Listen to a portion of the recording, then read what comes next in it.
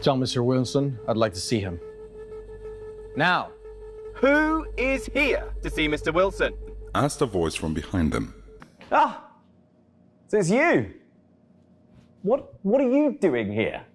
Still trying to sell properties? Maybe you're trying to sell your own property. Here's a bit on the smaller side. Do you think my boss would like that? You are a fool. Mr. Cole, I agree. Do you want me to call the security? Robert was in no mood to waste any more words on Fraser. He impatiently waved his hand. All of you, stop. Shouted a stern voice from nearby. Mr. Wilson, what are you doing here? Can I help you with anything? Why are you still standing there? Fraser, get lost. You get lost. You are the ones who should get lost. You fools. You bunch of idiots. Do you know who he is? Mr. Wilson, I presume.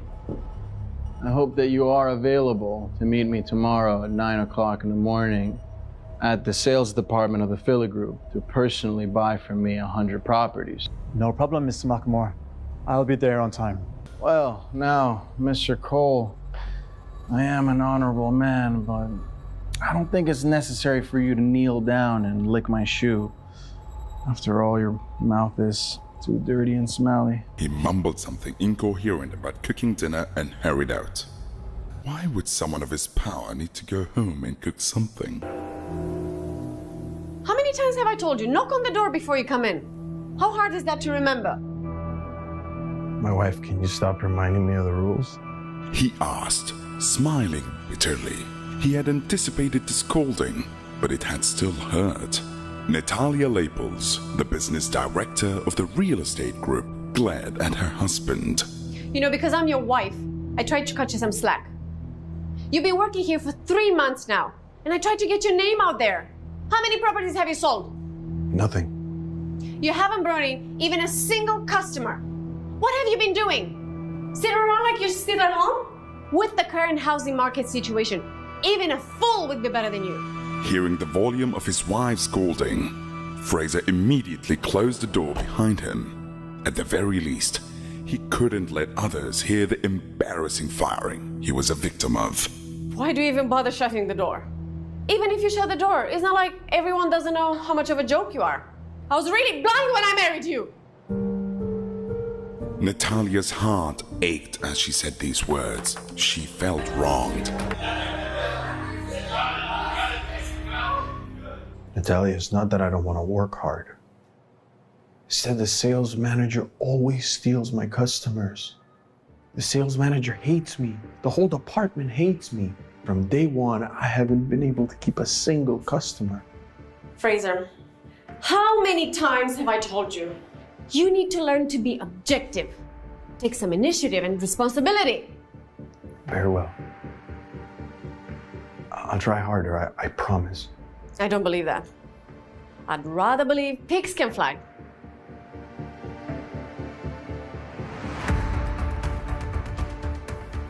Look, I'll try to help you out again. I've talked to these 2 clients. You just need to contact them. Fraser felt a burst of embarrassment, but he was also touched. His wife always had a sharp tongue, but a soft heart. After taking the piece of paper, he dejectedly left her office.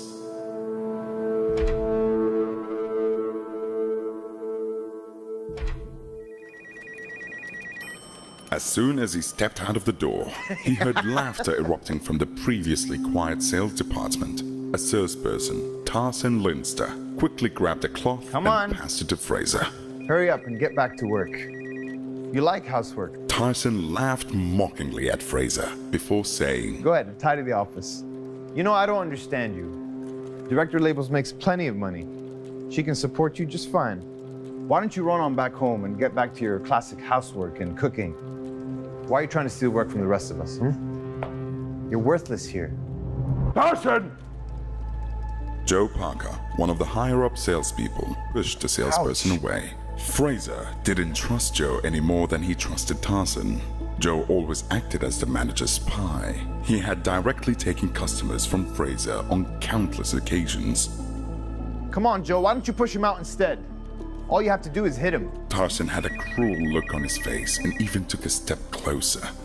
Fraser was used to their provocation, but it didn't mean he liked it. He glared at the two men and headed to his desk. Joe spat out as Fraser walked away. Bah! Trash is really giving our department a bad name. What are you laughing at? Go back to work.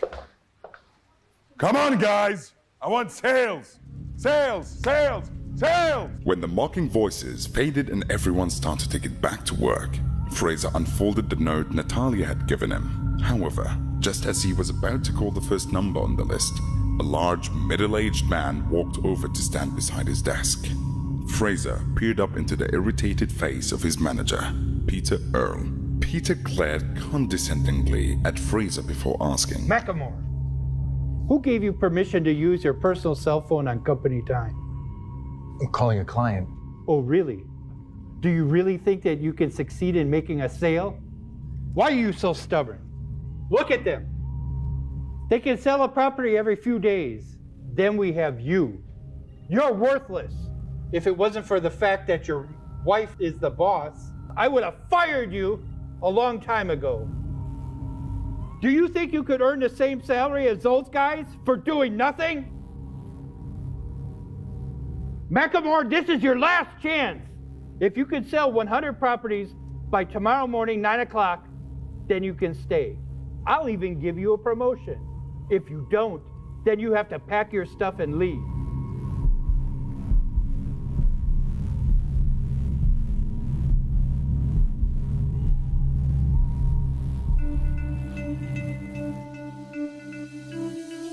A murmur went through the sales department as everyone heard the almost impossible task on Fraser's hands. Although the employees knew that Peter was determined to get rid of Fraser, they never expected him to be so ruthless by demanding the young man to sell 100 properties in less than 24 hours.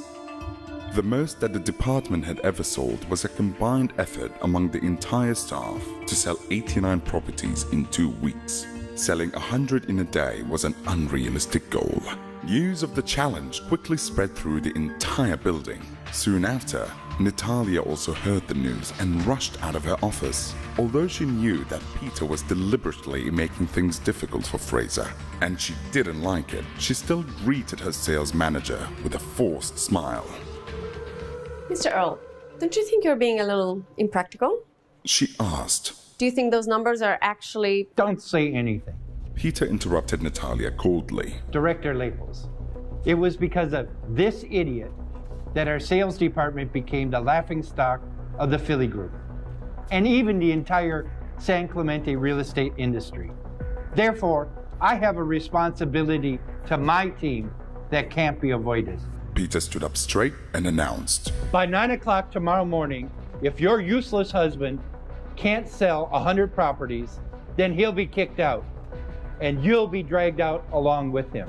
Looking at Peter's malicious smile, Fraser had the urge to punch the man in his smug face.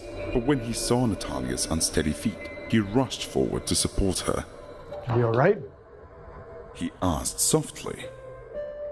Natalia was still in a daze. She had come to the company soon after graduating from college and had worked hard to reach her current position. Now, in the blink of an eye, it could all be lost because of the ultimatum to her husband. Have all these years of hard work just gone down the drain? She wondered. If I lose my job over this, how will we support ourselves? Will I have to rely on my useless husband? This joke was quickly becoming not funny at all. The more Natalia thought about it, the angrier she got. She almost slapped Fraser. Everything is going wrong because of you! Oh, Natalia. What's wrong? You angry again? Asked a voice from afar. When Fraser turned and saw the young man, his expression darkened. Was dressed extravagantly. Even the sunglasses he wore were worth hundreds of dollars. He was Moss Ferlin, a junior executive of the Philly Group.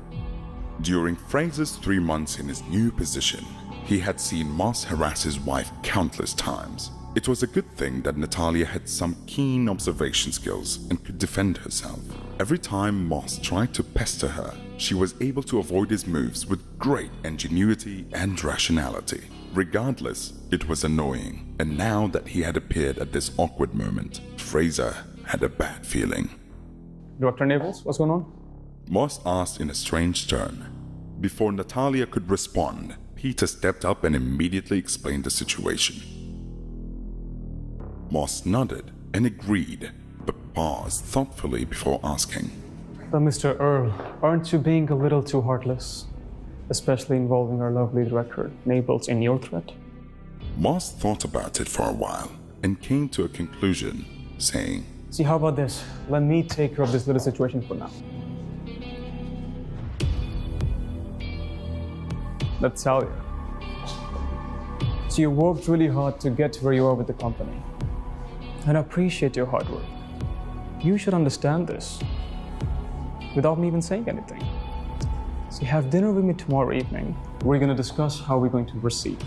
Perhaps I can think of a way for you to get a promotion. I think it's supposed to be cold tomorrow. So be sure to bring your stockings. Fraser wasn't stupid either. He naturally understood the hidden meaning behind the junior executive's words. Do you think I don't exist? He could let a lot of things slide, but when it came to his wife and her dignity, there was no way he could tolerate such a behavior. Fraser was about to explode. Stop it, Fraser. Don't you think you've caused me enough trouble already? She turned away before anyone could see the embarrassment on her face. She was confused and didn't know what to do. Glancing at Fraser again, Moss grinned. He leaned over and whispered, Might as well tell you. I've taken a fancy to your wife, and I plan to sleep with her. And someone like you can't stop me. I just simply can't compete. Moss left with a burst of laughter while Fraser kept his head down. He dug his fingernails angrily into the flesh of his palms. Moss had completely embarrassed him and trampled all over his dignity. Later that evening, after Fraser had left work, he stood on the bridge and watched the flow of traffic below, his mind lost in thought. As his thoughts coalesced, his gaze grew colder and more determined. No matter how wrong I am, I can still endure it. But if anyone goes after Natalia, all bets are off. I'll personally send them to hell. He took out his phone, found a number he hadn't used in years, and clicked on the call icon. The phone quickly connected, and an excited voice could be heard from the other end of the line. When I picked up the phone and I saw who was calling, I couldn't believe it. Is it really you, my young friend? You actually called. Did you know I was... Fraser interrupted the person on the other end of the line. Uncle Sam, I'm in some trouble right now. I need your help. What? Someone's trying to harm you? Of course I can send.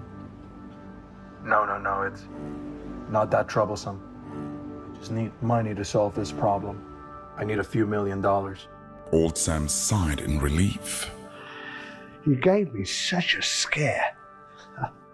Look, forget about the money. Whatever you need, it's yours.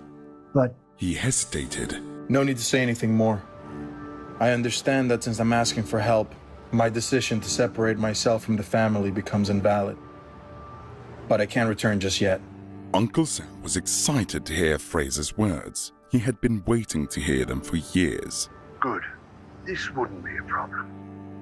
As long as you agree to return to the family, everything will be fine.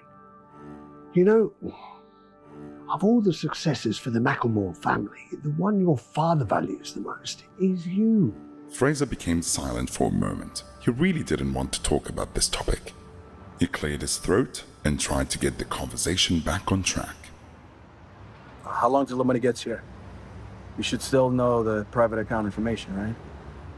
However, Uncle Sam was still going on about the family.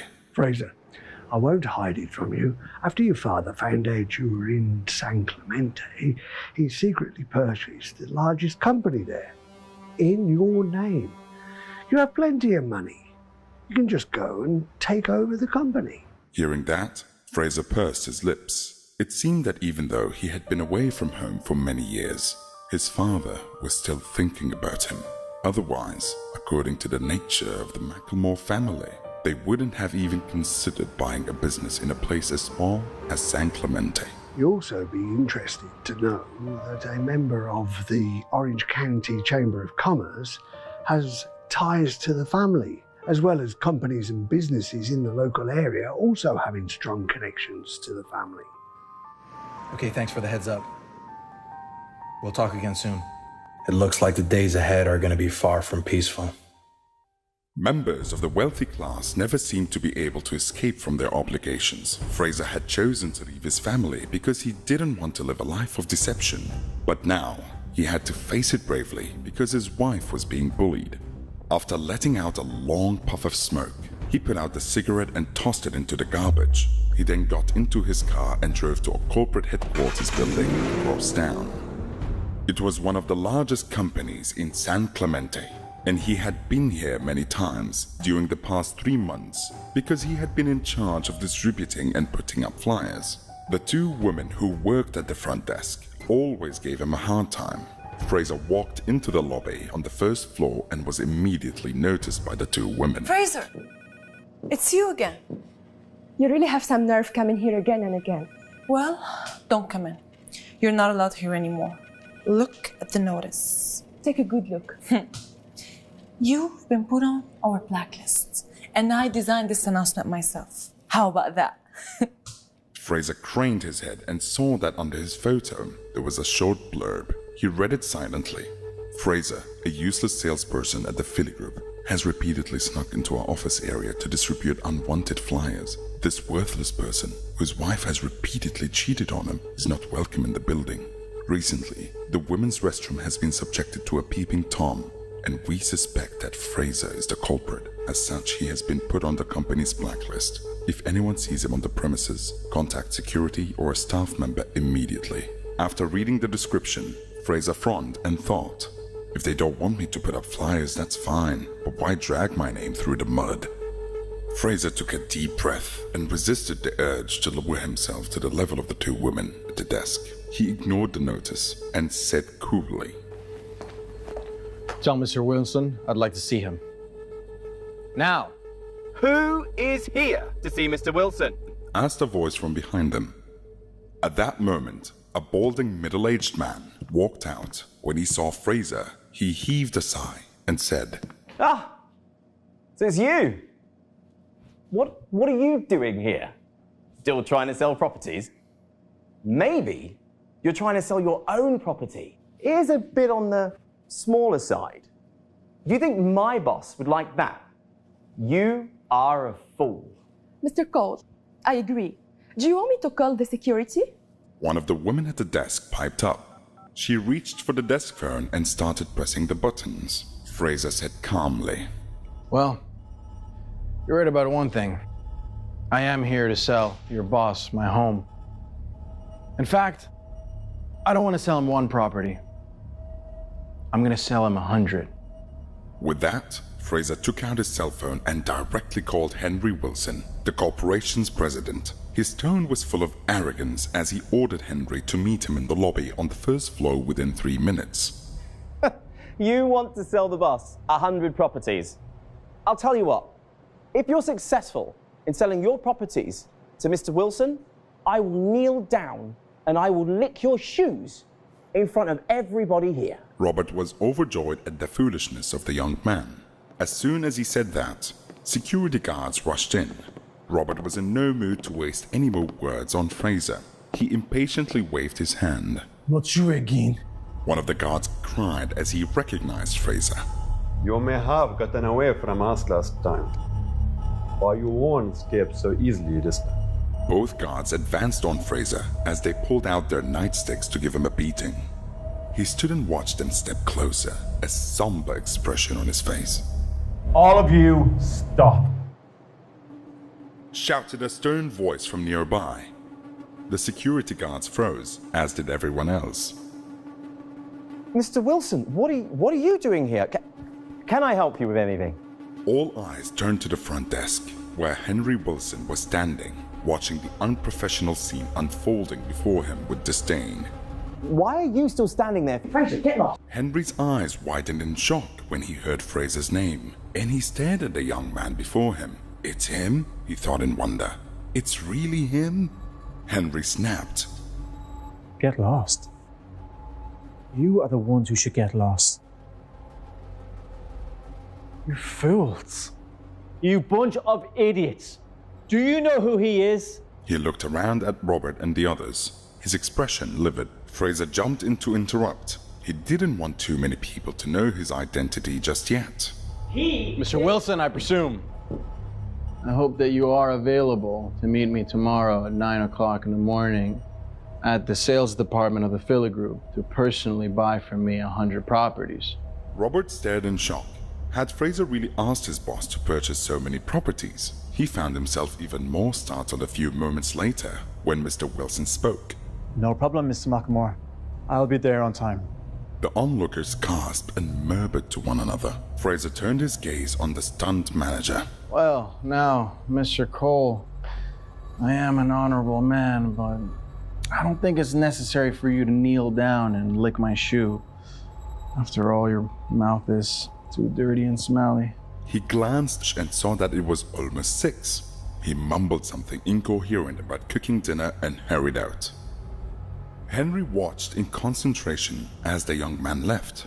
Was he actually saying something about having to cook dinner? Why would someone of his power need to go home and cook something? He started to call out the young man questioningly, but saw that he had already sped away. Mr. Wilson, are you sure about this? This man Fraser, he's not trustworthy. This might be a mistake. Henry turned his cold glare on Robert. I think you were the one who's making the mistake. Head to accounts and pick up your last paycheck. You won't be here tomorrow. That's all. After saying that, Henry left without looking back. Robert watched the president of the company walk away from him. He just fired me, Robert thought in a sullen state. His face paled as he looked around at the 2 women at the desk. They stared back at him. One of them quickly tore down the blacklist. The remaining fear in their hearts had yet to disappear. Both women were thinking the same thing. Who exactly is that guy? Fraser. The moment Fraser entered the house, Natalia's family was on his case. Can you see what time it is? Are you deliberately making your family starve? Asked James, Natalia's older brother and Fraser's brother-in-law. Dorothy, Natalia's mother, who was busy in the kitchen, stuck her head out and said, You're worthless. You think you're too good to cook for us now? Are you too good for this family? Mom, I went out for work. What? Natalia cried, walking in through the door right behind him. It seemed like she had been crying. You alright? He asked. What? She snapped. Before he could say anything, she stormed off to the bedroom and slammed the door. Fraser quickly finished preparing the meal before going and checking on her. He knocked and then pushed the door open. However, he found that Natalia had her head down as she was going through her stocking drawer, recalling Moss's words from earlier that day. So be sure to bring your stock. Fraser was instantly angered. Natalia! He shouted. What are you trying to do? Are you really gonna humiliate me by accepting Moss's offer? Look, if you want to treat me like a good-for-nothing loser, fine, but don't do it at your own expense and reputation. Are you really gonna betray our relationship? Natalia was shocked. She gaped at Fraser with her almond-shaped eyes. That was the first time in her memory that Fraser had been angry enough to shout at her. Instantly, a strong feeling of resentment rose in her heart. Fraser, are you a man or not? You dare to be mean to me now? Have you even stopped to think about why I might be doing this? Are you really so foolish? Do you really think I would need to compromise myself like this if you even had the slightest bit of skill at your job? Was there a need to degrade me like this? Fraser was silent and lowered his head in shame. Fraser's heart softened and his anger dissipated. He tried to reach out and give her a hug to comfort her, but she pushed him away. Don't touch me! I'm really you? After enduring for so many years, I'm tired of trying. If it doesn't work out, we do as my parents say. We need to get divorced. No, I won't. Fraser shook his head stubbornly in refusal. Natalia rolled her eyes in anger. For the past 3 years, Fraser never said no to her except when the topic of divorce came up. In these cases, he would become adamant in his protests. Natalia. Fraser began, his tone softer. I know I've asked you to trust me before. Can you trust me again this time? Trust you again? Natalia grimaced. However, when she turned toward him and saw Fraser's serious expression, one that she had never seen before, she swallowed the words that were about to come out of her mouth. She didn't know if it was an illusion or not, but his demeanor gave her a sense of reliability and control. Natalia, do you still remember the promise that I made to you? The promise that no matter what happens, I won't let you get hurt. Please trust me again. I have a surprise planned for tomorrow. Whatever you have planned, don't try it. There's no way you'll be able to sell 100 properties. It's impossible. Don't make empty promises. Look, I'm not cheap or foolish. Even if I do meet with Moss tomorrow, I won't let things go too far. With that, Natalia left the room to eat dinner with the family. She's being naive, he thought. If she has dinner with Moss tomorrow, it will be like sending a lamb into a lion's den. I'm sure Moss has 100 ways to try to get her to sleep with him. After everyone gathered around the table to eat dinner, Fraser had just grabbed his fork to take a bite of food when Dorothy started to criticize him again. This time, however, she was back to urging him to divorce Natalia as soon as possible. Fraser, the deadline we set for you is almost up. You haven't even started earning what we asked you to. You're barely bringing in $1,000 a month. That's not enough to support one of you, let alone two. What? You're bringing home $1,000 a month? That's not even enough for me to buy enough cigarettes to smoke in a month. Natalia's jobless brother spoke with a look of disdain on his face. He seemed to be forgetting the fact that he himself wasn't working, and he was sitting around all day without any source of income. Natalia asked quietly, Mom, James, why can't you two just drop it? Let's just have a peaceful meal. You want a peaceful meal? All right then. It's time for you to move out with your foolish husband. Haustus was Natalia's father. He had been born into a wealthy family that was successful in business, the Lapels family. However, because of his poor ability, he had been kicked out of the family's main business 10 years ago and was given the job of managing an ailing company in San Clemente, also owned by the Lapels family. What? Dad, are you joking? You want us to move out? Why? Your brother. He had a hard time to sort out this marriage. And his fiancée has said that she doesn't like the number of people living here. Dad, you... Let me finish. I had a serious thought about that.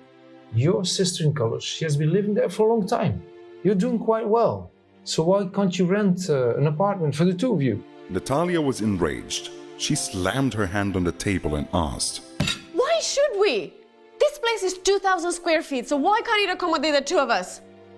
That woman is asking for too much before she's even married. She's way too overbearing. James immediately tried to protect his fiancée. Natalia, be careful, okay? She's your future sister-in-law, okay? So change your attitude. Just because you're married to a loser, you think that the entire family will support you? Enough. Finally, Haustus intervened. Your mom and I only have one son. And we're leaving this house to him. Natalia, you're earning quite a bit now. It's more than enough to support yourself. Dorothy chimed in. You're being ungrateful. I might have earned a lot, but I've paid more than my fair share into this family. Seeing that his wife's anger was building to a dangerous level. Oh, you don't argue with them. It's fine if we have to find our own place. James looked appreciatively at Fraser. Previously, he was worried that Fraser was only after a stake in his inheritance. You're pathetic. You're the one who said that I shouldn't allow myself to be bullied. You're just too weak. She angrily left the table. Fraser followed her, and soon Natalia's indignant voice could be heard again as she continued to berate her husband. James didn't take it to heart, but when he saw that his parents seemed pretty disappointed, he said, Dad, Mom, just don't worry about it. Let's just eat. Although Fraser is a waste of space, at least his cooking is not so bad. Later that night, Fraser got up from bed, walked over to Natalia's bedside. He felt sorry for her when he saw that she was still frowning, even though she was asleep. There were traces of tears on her face. Natalia, moving out of here will be fine. Don't worry.